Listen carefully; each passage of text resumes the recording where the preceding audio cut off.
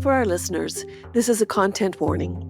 Throughout this podcast, we touch on subjects related to trauma, misogyny, racism and medical racism, sexual misconduct, residential schools, as well as many aspects of death and dying. Should you need them, there is a list of resources in our show notes.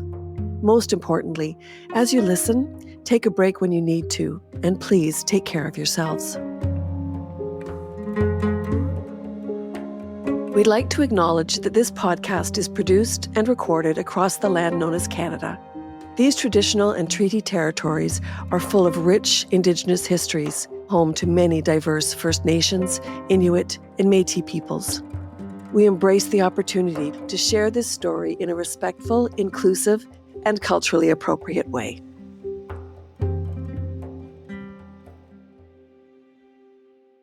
I'm Danielle Wilson Brown. This podcast is about my mom, Marion Brown. She is a visionary, perpetual student, the biggest nerd, and adventure seeker. She is in a one-life stand with my dad, Fred. She's a mother of 3 and new grandmother of 2 beautiful grandbabies. She is a TV and film producer, former musician, family therapist, governance consultant, and soon-to-be ex-council member of Githatha Nation in BC. Oh, and by the way, she also has pulmonary hypertension. There is no cure, and it will take her life.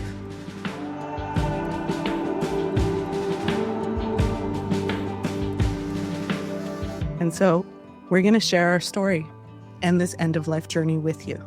I hope you'll join me, Danielle Wilson Brown, my mom, and some special guests as we begin to discuss death, dying, and above all, living. Welcome to Before I Go.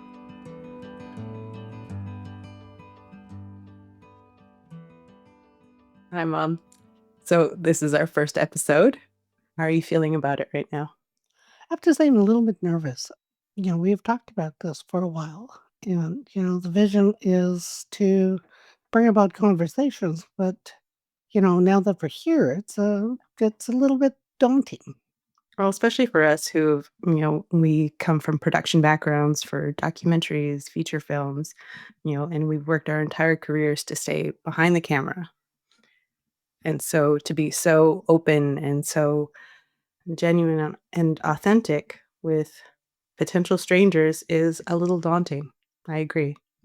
Well, I think what I'm trying to do is I'm trying to frame this in my mind that it's a conversation, and that's what I want. In that authenticity, I want this to be, a conversation that can normalize a lot of conversations for people. I think once we really get into this, we're going to find out a lot of other Indigenous patients, caregivers, Indigenous medical staff are all going to have the same ideas and different perspectives that we can learn from. But before we get into all of that, who are you? As a person, as a mom, as a partner? That's an interesting question because, I fill the roles that I have in my life. I'm a mom, which was my most important role for the longest time, and everything that goes with being a mom. I'm a wife of, I don't remember how many years since dinosaurs roamed the earth. Counselor for my nation, family therapist, used to be a musician. I'm a writer. I'm a director. I'm a student. So yeah, it's a difficult question. I mean, it sounds like a philosophical.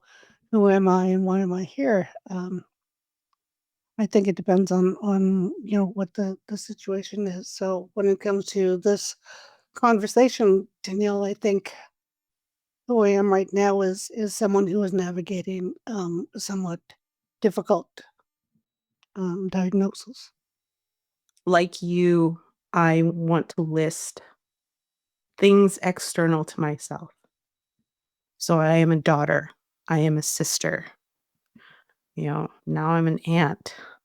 And before I dedicated myself to healing and honoring my self-discovery, that's what I used to list.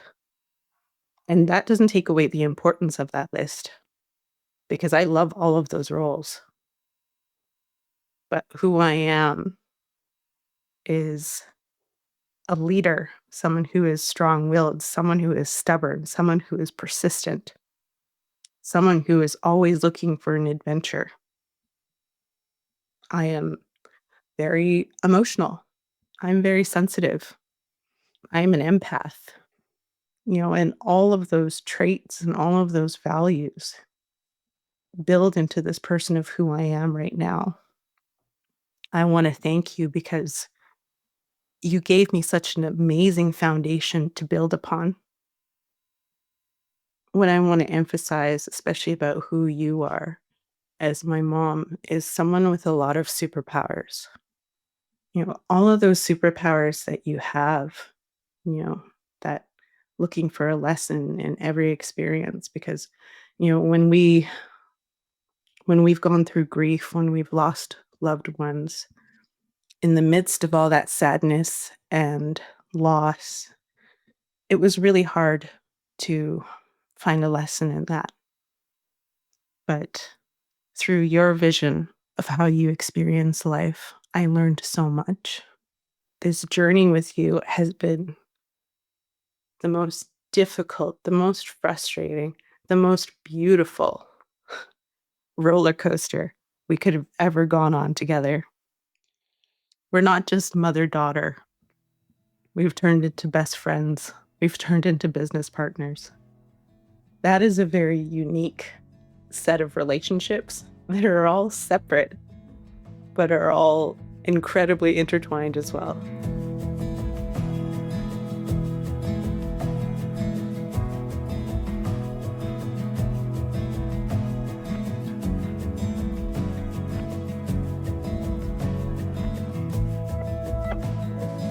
I think next we also have to honor where we came from, because our history, where we come from, plays a huge role in where we are now.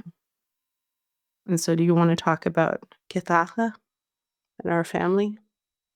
It's difficult to jump in because I think part of the thing is that in our culture we're happy, we're humble, we're we it's a big part of who we are. And if you meet an Indigenous person, it is you tell people who your mother is and who your grandmother is, and where you got your blood from. And so that's a huge part of who we are. I come from a very long line of strong, resilient women. When I'm talking about our Indigenous heritage, we have to talk about how that's constantly growing, how that is, how we're finding ourselves because we had lost so much. We had, there's an interruption, colonization in the genocide of our people, that we're still finding parts of that every day. So what little language I do know, I try to use it every day. That evolution is something I'm incredibly grateful for because I come from people who went to residential schools. I come from people who went to Indian hospitals, who suffered horrible atrocities, and yet still made the effort to raise me in a way that I could face mainstream society, where I can go to I can find a career for myself, where I can go to school and study what I want to study. It's very easy to fall into. We come from a clan. It's a 13,000 plus year old village in northern British Columbia. And, the incredible history that comes from that, from being able to stand on a beach in La Clan, knowing that my ancestors stood in that same spot, is incredibly grounding. That gives me Yeah. strength because there's something about standing on the shoulders of the other people in my culture, knowing that they're holding me up. No, I remember a powerful line from a documentary we actually did in Lackland. And we were speaking to an elder, and she was saying, We are Gitlala. This land is La Clan. And that sense of cultural identity coming from a community rather than just yourself. There's a sense of immense pride and privilege, and I know that that's a very loaded word, but I feel very privileged to actually know where I'm from because there are so many of our people that don't know their community, their family, because like you said, there's been generations upon generations of colonization and the corresponding generational trauma that goes with that. And so being able to say, I'm from the clan, I'm from Kitimat, I don't take that lightly. That's the reason I'm here today. You know, to use another quote from another one of your projects, and you interviewed Winnie Corn Miller, and she was saying, I'm descended from the best of the best. Their entire goal, the government, was to eradicate the Indian. And they failed. They failed. And so to be able to stand in our villages and say, I still know who I am, that has shaped the very people we are today. I know my identity. I know who I am. I know where I'm from. Now, where are we going? What are we doing with this? Because those superpowers, let's share them.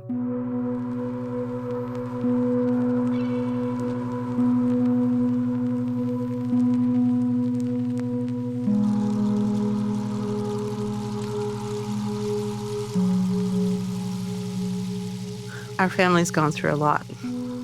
When Gigi got sick, and then Jerry got sick, it was some of the most difficult times of my life. Because Gigi got sick over 12 years ago. And when she was first diagnosed with stage 4 ovarian cancer and was given 3 to 6 months, it lasted almost 3 years and 26 rounds of chemo. I remember years ago, my dad had a bit of a breakdown while we were looking after my mom. And it came out in anger, it came out in sadness. And so we called in, a healer into our house because we knew this was just sort of, here's a man losing the love of his life. And our training as therapists teaches us that anger is a secondary emotion, and what you're actually feeling is sadness. And so all of that anger that came out, all of that venom that he was spitting, was actually just a very broken man who didn't know how to cope with losing his wife. But when these healers came into our house, they called us people of the buffalo. Do you remember that, Danielle? Oh, yeah. And so, at first I thought, well, that's kind of weird. We're coastal folk. Can we be something coastal? Yeah. But being people of the buffalo was when you're on the plains and you see the storm coming, everybody else turns and they run away. But people of the buffalo, they stand and they face the storm. And they even run towards it. The storm is over quicker. And I think that's what we've done. That's what we've always done. We face it. So whatever is in front of us, we'll face it. We'll face it together. That experience of losing Jerry to pulmonary hypertension. We had this talk the other night where that PTSD is still a part of me. I reminded you that our loved ones, the ones we've lost, they're not only their deaths. They're not only how they ended on this plane of existence. But damn, it's what sticks with you the most. I think that's one of the reasons we do this. We do it for them. We do it for Frances Brown. We do it for Jerry Brown. We do it for Danielle Wilson. We do it for Fred and Ida Wilson. I'm a firm believer that there's a gift in everything. You have to be willing to find it. That means going through the horrible feelings, the sad feelings, the hurt, the trauma, and being able to find the gift that's in there. And sitting with my mother for nearly 3 years as she had fought ovarian cancer and countless chemotherapy sessions. It was probably 5, 6, 7 years after she had passed away. I found the gift. I found the gift that came from my mother's death. Because I got to have a strong, meaningful relationship with my father. That to this day I rely on him. Whereas we had a difficult, tumultuous relationship prior to that. Because of the pain, because of the trauma, because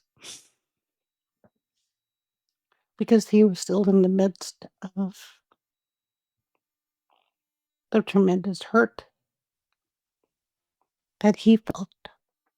He spent so much time raising his family, supporting his family, that he didn't have the same opportunities to heal, to dedicate the time and space that it needs to heal all of those hurts, those traumas. The gift in this, from my perspective, is that once we found out about your illness and your diagnosis, your ability to be a patient and not just a caregiver, and fully have that empathic perspective of where I'm at and what I'm experiencing. I'm very grateful that you allow me to be this hovering, overprotective, daughter slash caregiver. Oh, we laugh about that, but you kept me locked up for a year and a half of the pandemic. Yes, I did.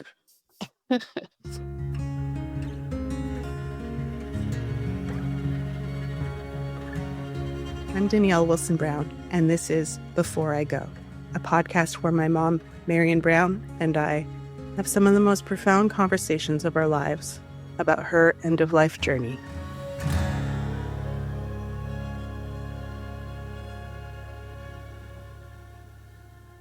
You were in the middle of your MBA when you were experiencing the height of your symptoms. And we should talk about how we found out. Well, the symptoms started, 3, 5 years before I was ever diagnosed? Jerry had passed away, and oh my God, I love my sister with all of my heart. But my God, why did you collect so much stuff? It took us months and months to clean our house. She loved to shop. Went to a garage sale with her, and she went and bought this god awful ugly box of those horrid mirror tiles that people used to put on their wall. And I guess somebody came to their senses and did a renovation and took all these tiles off their wall. And, some of them were in one piece, others were broken. But she bought it for, like, I don't know, 50 cents or something. Yeah. And I was a little bit irritated because I had to lug it out to my car. What the fluff are you going to do with this? And I dropped her off at home, and then I went back to Terrace. Came back the next weekend. And she had created this beautiful, beautiful art piece that she had taken glass cutters and cut it into different shapes and put it all together. And she had it on her wall. That reminded me of the beauty that can come from brokenness. It's something my sister was always able to do so incredibly well. All the time. With her creativity came so many materials, so many supplies, and like you said, that took so long and so much effort and so many family members helping out to clean On that this out. episode of Hoarders, But yeah, during that cleanup, you were having a lot of difficulty breathing. You had, I remember, you know, the asthma-like qualities. one of my biggest allergies is dust and dust mites, and so we thought that's what that was. And it just progressively got a little worse. I sometimes felt like my heart was going to beat out of my chest. And the thing about pulmonary hypertension is it reveals itself as just everyday things. So, put on a little bit of weight, get a little winded when you're walking upstairs or when you're walking up a hill. And so you go to a doctor and there's like, well, you should probably lose about 10, 20, 30 pounds, blah, blah, blah. Or you should go and see an allergist about your allergies. And it just got worse. And so, like Danielle said, I was in the middle of doing my MBA at Simon Fraser University. And one of the courses was January in Tucson, where I had to go to Arizona. And I can't remember, it was like about 2,000 feet elevation. I couldn't breathe. And so this was progressively just sort of getting worse and worse. It's like, oh God, I'm really out of shape now. I can't even do this. And so it was probably a couple of years where I went to the doctor and said, well, could it be what my sister had? Because this kind of looks like what my sister had. It's like, no, no, it's allergies. It's any one of a number of things. We kept going to allergists. We kept going to lung specialists. I got treated for asthma. Yeah, yeah. Even though you tested at 100% for your lung capacity. And so, it was years of going back and forth, even with, the family history and similar symptoms that you both were experiencing. But I remember, like, no, actually, pulmonary hypertension is pretty rare, and we have never seen, family history of one family having the same illness, especially one that's so-called rare. What was that procedure called where they actually have to confirm it? Right heart catheter. Yeah, that was scary in itself. Because at no point in my life had I spent a night in the hospital. And then I had to go through this procedure when they found the pressures in my heart were incredibly high. And that is the only test, very invasive test, that diagnosis came as an absolute shock. Because I had just watched my sister. She died within 2 years of her diagnosis. She was the ultimate bossy big sister. She could make me do things that I didn't have any interest in doing. She used to stick me on planes and send me places. She and my other sister, Leona, were at my house. We didn't get together very often because we all lived in different cities. We were 3 sheets to the wind. We were like 2 puddles in.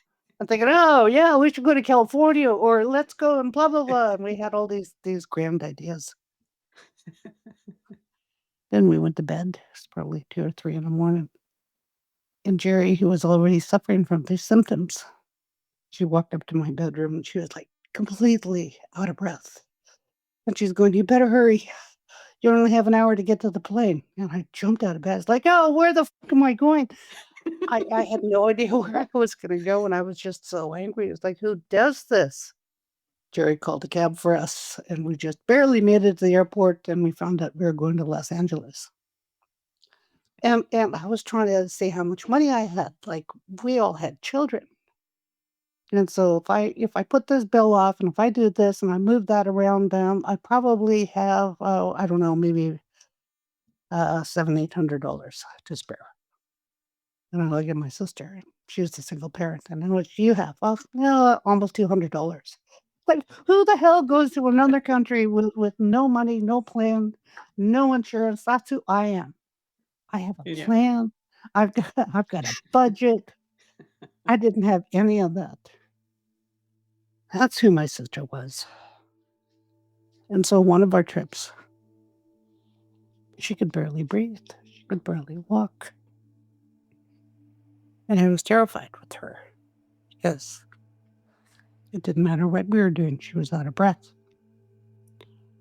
And so her diagnosis came after that. And the severity of her pulmonary hypertension was quite bad. And so when my diagnosis came, I laid down and waited to die.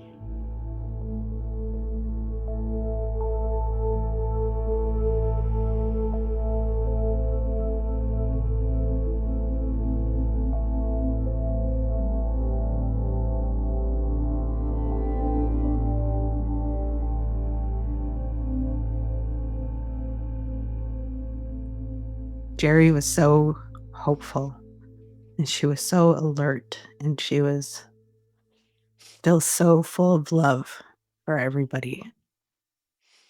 She left this earth waiting for a lung transplant. She was open and willing to do any procedure, any treatment that was available. But when Jerry was sick, there were only 4 options for her pH. By the time you were diagnosed, almost 7 years ago, that jumped to 14 treatment options. She was the first of the family, of your immediate family, to be diagnosed with PH. And so her prognosis wasn't very long. Doctors don't really like to give you a prognosis. They don't really like to give you a timeline. Well, they don't want to take away hope, right? Yeah, and so we really had to be persistent in asking, okay, you've tested her, you put her through the procedures, you have her evaluations, like, how long? And so reluctantly, they told us you had 5 to 7 years left. And I broke. Because this year it's been 7 years since your diagnosis. And so what that did for me is put this incredibly scary and incredibly daunting doomsday clock on my time with my mom. And then I remember it was after watching a certain movie, and that last scene was like, this character is mortally wounded, and he's like, all right, goodbye. He's making this like big dramatic exit. And then he like sits up and he's like, okay, that took too long. I have shit to do. I remember that moment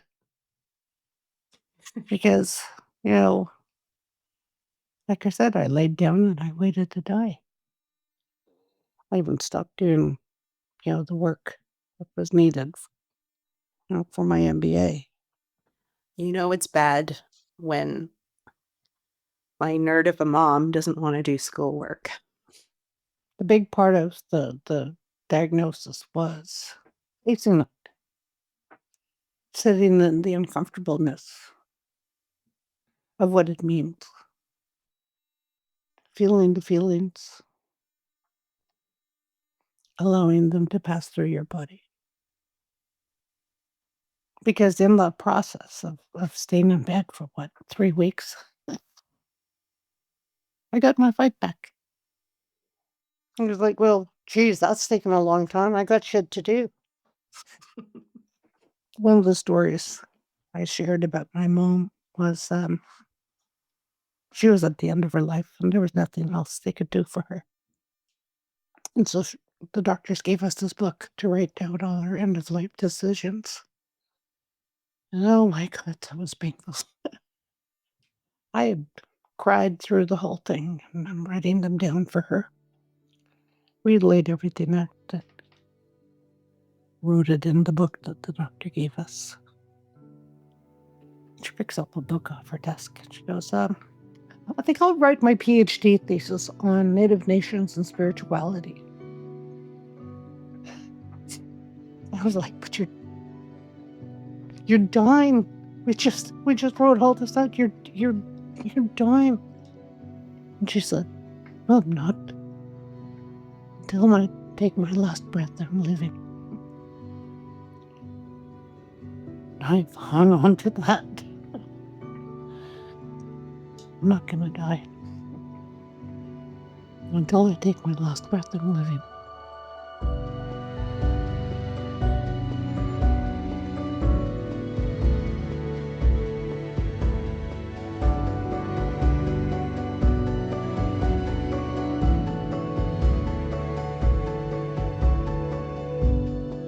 And I want to thank you for being just so vulnerable and open and honest, because that's another one of Gigi's lessons. I kind of thought of her as very sensitive, bit of a crybaby at any event, whether it was community level, global level, family. She had a lot of tears. And it's like, why can't you protect yourself? But as I've gotten older, it's, you know what?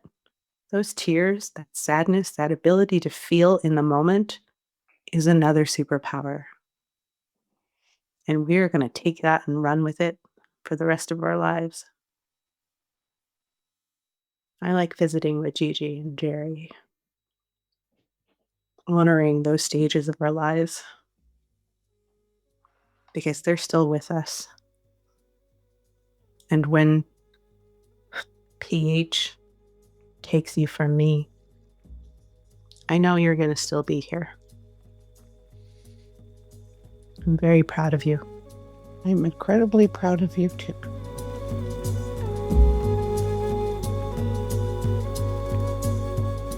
Thank you so much for joining us, and take care of yourselves. Self-care is not a choice. It's mandatory. Figure out how to take care of yourself.